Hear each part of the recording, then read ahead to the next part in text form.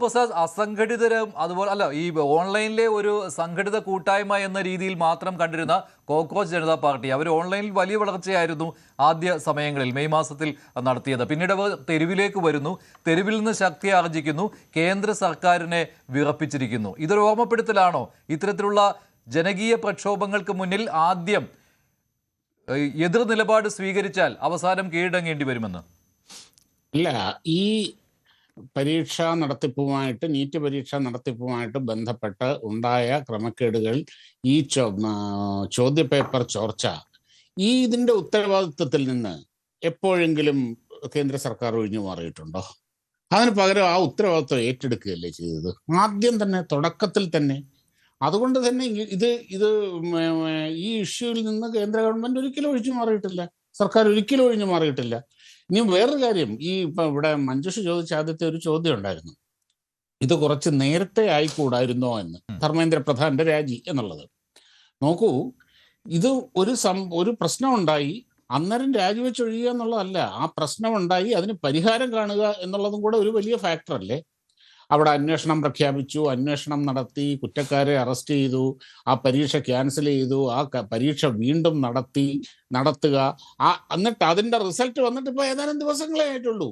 ഈ ഉത്തരവാദിത്വങ്ങളും മുഴുവൻ, അതായത് ഒരു മന്ത്രി, അദ്ദേഹം മന്ത്രിയായിരിക്കുന്ന ആ വകുപ്പിലുണ്ടായ ഒരു വലിയ പ്രശ്നം, അത് സംസ്ഥാന തലത്തിലാണ് കേട്ടോ ഈ ചോർച്ചയുണ്ട്. ഒന്ന് ജാർഖണ്ഡിലും ഒന്ന് മഹാരാഷ്ട്രയിലും ഒരു ഏറ്റവും താഴ്ന്ന ലെവലിൽ നടന്ന ഒരു ക്രൈമാണ്, ഒരു മോഷണമാണത്. എങ്കിലും അതിന്റെ ധാർമ്മിക ഉത്തരവാദിത്വം തീർച്ചയായിട്ടും കേന്ദ്ര ഗവൺമെന്റിനുണ്ട്, അതിന്റെ വകുപ്പ് മന്ത്രിക്കുമുണ്ട്. പക്ഷെ ആ വകുപ്പ് മന്ത്രി രാജിവെക്കാൻ തയ്യാറായില്ല എന്നതായിരുന്നു ഈ പ്രശ്നങ്ങൾക്ക് മുഴുവൻ കാരണമായത്, ശ്രീ ഷാബു പ്രസാദ്. അല്ല, അത് രാജിവെക്കുന്നതിന് മുമ്പ്, അതിനു മുമ്പ് ഈ സംഭവം ഒരു കാര്യമുണ്ട്, ഒരു പ്രശ്നമുണ്ടായി, അതിന്റെ അടുത്ത പ്രയോറിറ്റി എന്താണ് മഞ്ജുഷേ?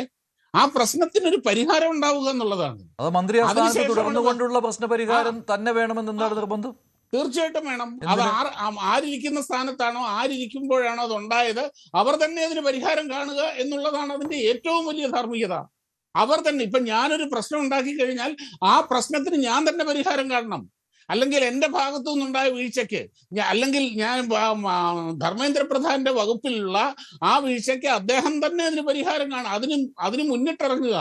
അതിന് മുന്നിട്ടിറങ്ങി അതിന് പരിഹാരം കണ്ട് അടുത്ത വർഷം മുതലുള്ള പരീക്ഷയുടെ മുഴുവൻ സ്ട്രക്ചറും മാറ്റി ആ ഉത്തരവാദിത്വം പൂർണ്ണമാക്കിയതിന് ശേഷം ഇനി എന്നെ കൊണ്ടൊരു ഞാൻ കാരണം ഇവിടെ ഒരു പ്രശ്നം ഉണ്ടാകാൻ പാടില്ല, ഒരു പ്രശ്നം ഉണ്ടാകാൻ പാടില്ല. അങ്ങനെ ഒരു നിലപാട് അദ്ദേഹം എടുത്തില്ലല്ലോ. ഈ പ്രശ്ന പരിഹാരമൊക്കെ നടന്നു കഴിഞ്ഞിട്ടും അങ്ങനെ ഒരു നിലപാട് എടുത്തില്ല. പിന്നെ ഈ യുവരോഷം വേണ്ടി വന്നു രാജിവെക്കാൻ. 3 തവണ എന്തോ കേന്ദ്രവുമായിട്ടുള്ള ചർച്ച യുവാക്കൾ നടത്തി കഴിഞ്ഞിരുന്നു. അതിനിടയിൽ അദ്ദേഹം ഒന്നും പറഞ്ഞില്ലല്ലോ. കേന്ദ്ര ഗവൺമെന്റ് അവിടെ ആക്ഷൻ എടുക്കുകയാണ് ചെയ്തത്. കേന്ദ്ര ഗവൺമെന്റ് അവിടെ അവർ തിരക്കിലായിരുന്നു, അവർ ഇതിന്റെ ആക്ഷനിലായിരുന്നു. അവിടുത്തെ ഏറ്റവും വലിയ പ്രയോറിറ്റി ഈ പരീക്ഷ വീണ്ടും നടത്തുക, ഈ പരീക്ഷ കുറ്റമറ്റ രീതിയിൽ പരീക്ഷ നടത്തുക, ആ റിസൾട്ട് പബ്ലിഷ് ചെയ്യുക, കുറ്റമറ്റ രീതിയിൽ തന്നെ അത് കംപ്ലീറ്റ് ചെയ്യുക എന്നുള്ളതാണ് ഫസ്റ്റ് പ്രയോറിറ്റി. അങ്ങനെയാണ് ഇതെല്ലാം കുറ്റമറ്റ രീതിയിലാണ് നടത്തിയതെങ്കിൽ പിന്നെ പ്രധാന രാജിയുടെ ആവശ്യമില്ലായിരുന്നുവല്ലോ. പക്ഷേ ഇപ്പോൾ അത് അഡ്മിറ്റ് ചെയ്യുകയല്ലേ? അല്ല, അദ്ദേഹം ആദ്യം തന്നെ അഡ്മിറ്റ് ചെയ്തല്ലോ. ഇത് ഇല്ല, അങ്ങനെയൊന്നുമില്ല. സ്വന്തം വീഴ്ചയെന്ന് ആര് ഏറ്റെടുത്തു? അല്ല, സ്വന്തം വീഴ്ചയല്ല, ധാർമ്മികത ഏറ്റെടുത്തിട്ടില്ല. അതിപ്പോൾ രാജി സമയത്തല്ലേ? അല്ല, യുവാക്കളെ അഡ്രസ് ചെയ്തുകൊണ്ട് തന്നെയാണ് അദ്ദേഹം രാജിക്കത്ത് നൽകിയിരിക്കുന്നത്. അത് ഈ യുവാക്കളുടെ സമരം ഉണ്ടായത് കൊണ്ട് മാത്രമാണ് ശ്രീ ഷാബു. അല്ലെങ്കിൽ ധർമ്മേന്ദ്ര പ്രധാൻ രാജിവെക്കില്ലായിരുന്നു. ഒരു സംശയവും അക്കാര്യത്തില്ല. ഇനി പാർലമെന്റിൽ കുറെ ബഹളം കൂട്ടും പ്രതിപക്ഷ പാർട്ടികൾ, പക്ഷേ എങ്കിലും ധർമ്മേന്ദ്ര പ്രധാൻ രാജിവെക്കില്ലായിരുന്നു. മഞ്ജുഷ കംപ്ലീറ്റ് ചെയ്യട്ടെ. അതായത് ആദ്യം തുടക്കത്തിൽ തന്നെ ഇതിന്റെ ധാർമ്മിക ഉത്തരവാദിത്വം അദ്ദേഹം ഏറ്റെടുത്തിട്ടുണ്ടായിരുന്നു. പിന്നെ ഇപ്പൊ ഈ രാജിയിലേക്ക് ഉണ്ട്, ഈ സമരമുണ്ടായി. തീർച്ചയായിട്ടും ആ സമരത്തിന്റെ ഇമ്പാക്ട് ഇല്ലെന്നല്ല ഞാൻ പറഞ്ഞത്.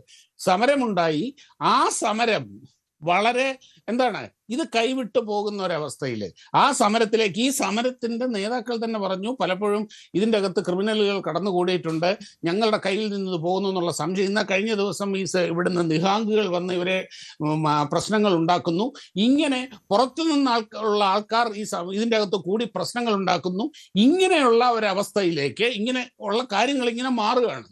15 ദിവസം കഴിഞ്ഞ് കഴിഞ്ഞാൽ ഇവിടെ സ്വാതന്ത്ര്യദിനം വരികയാണ്, പാർലമെന്റ് സമ്മേളനം നടക്കുകയാണ്, പാർലമെന്റിൽ ഒരുപാട് സുപ്രധാനമായ ബില്ലുകൾ അവതരിപ്പിക്കാനുണ്ട്. ഇങ്ങനെയുള്ള ഒരു കാര്യത്തിൽ കെട്ടിക്കിടക്കാൻ പാടില്ല. അതുകൊണ്ട് ഇതിന്റെ അകത്ത് ഇനി ഞാൻ രാജിവെച്ചാൽ അത് തീരും എന്നുണ്ടെങ്കിൽ, ഈ പ്രശ്നങ്ങൾ എഴുതുന്നുണ്ടെങ്കിൽ ഞാൻ രാജിവെച്ചിരിക്കുന്നു. ഞാൻ എല്ലാ ഉത്തരവാദിത്വം അദ്ദേഹം പ്രധാനമന്ത്രിക്ക് എഴുതിയ കത്തിൻ്റെ അകത്ത് പറഞ്ഞിട്ടുണ്ട്. എല്ലാ കാര്യങ്ങളും ചെയ്യാവുന്നത് മനുഷ്യസാധ്യമായിട്ടുള്ള എല്ലാ കാര്യങ്ങളും പൂർത്തിയാക്കിയതിന് ശേഷം ആണ് ഞാൻ ഇനി എന്നെ കൊണ്ടൊരു പ്രശ്നം ഉണ്ടാവില്ല, ഞാൻ രാജിവെച്ച് കഴിഞ്ഞാൽ ഇവിടുത്തെ ഇപ്പൊ ഈ ഉണ്ടായിരിക്കുന്ന ഇഷ്യൂസ് മാറുമെന്നുണ്ടെങ്കിൽ തീരട്ടെ, പിടിച്ചോ രാജി. അതാണ് ശരി, ശ്രീ സിബി സംഭവിച്ചിരിക്കുന്നത്. സത്യൻ, ഇത് തന്ത്രപരമായ ഒരു നീക്കമായിട്ട് താങ്കൾ കാണുന്നുണ്ടോ കേന്ദ്ര സർക്കാരിന്റെ, അതോ ഒരു കീഴടങ്ങലാണോ? മഞ്ജുഷ, ഇതിന്റെ ഒരു തലക്കെട്ട് എങ്ങനെ വേണമെന്നുള്ളൊരു ആലോചനയിലായി ഞാൻ. അതായത് ഇന്ത്യൻ വിദ്യാഭ്യാസ രംഗം ശുദ്ധീകരിക്കാനുള്ള പാകിസ്ഥാന്റെയും ബംഗ്ലാദേശിന്റെയും ചൈനയുടെയും ശ്രമങ്ങൾ വിജയം കണ്ടു എന്ന് പറയുന്ന ഒരു മുന്നിൽ ഇന്ത്യൻ സർക്കാർ മുട്ടുമടക്കി എന്ന മറ്റൊരു ഹെഡ്ലൈൻ ഉണ്ട്. അപ്പൊ ഇതിൽ ഏതായിരിക്കും ഇവരെ പോലുള്ളവർക്ക് ഇഷ്ടപ്പെടുന്നത് എന്നുള്ളതാണ് ഞാൻ ആലോചിക്കുന്നത്. കാരണം കഴിഞ്ഞ ഇത്രയും ദിവസം ഈ സമരം മൊത്തം വിദേശ പണം കൊണ്ട് നടത്തുന്നതാണ്. കൂടുതൽ വാർത്തകൾക്ക് news 18 Keralam YouTube channel subscribe ചെയ്യുക.